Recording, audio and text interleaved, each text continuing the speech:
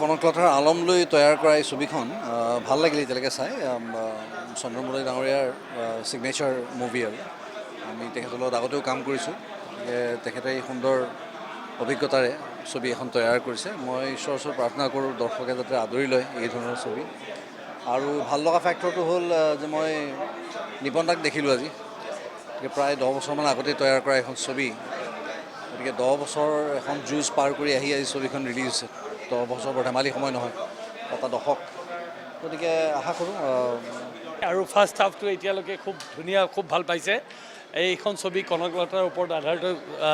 কৰি আমি চিনেমা বনাইছোঁ আৰু মই অনুৰোধ জনাওঁ অসমবাসীলে আহক চিনেমা হললৈ আহি পেলাই চিনেমা চাওক ল'ৰা ছোৱালীবিলাকেও ইয়াৰ পৰা শিকিব কনকলতাৰ কথাও বহুতে নাজানে আৰু আমি ভাবোঁ এইখন ছবিৰ পিছত কনকলতাৰ বিষয় বা তেওঁৰ আদৰ্শৰ বিষয়ে আমি যিখিনি জনাব চেষ্টা কৰিব বিচাৰিছোঁ সেইখিনি অলপ হ'লেও মানে আমি সফল হ'ম বুলি ভাবোঁ এইখন ছবিত আৰু সঁচাকৈ এনজয় কৰিব এইখন কমাৰ্চিয়েল ছবি এইখন মানে বায়'পিক বা আৰ্ট চিৰিয়াছ চিনেমা নহয়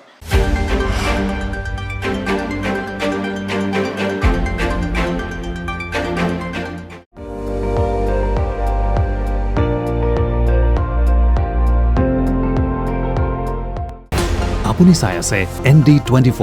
সৰ্বশ্ৰেষ্ঠ নহয় সৰ্বোত্তমৰ দৌৰত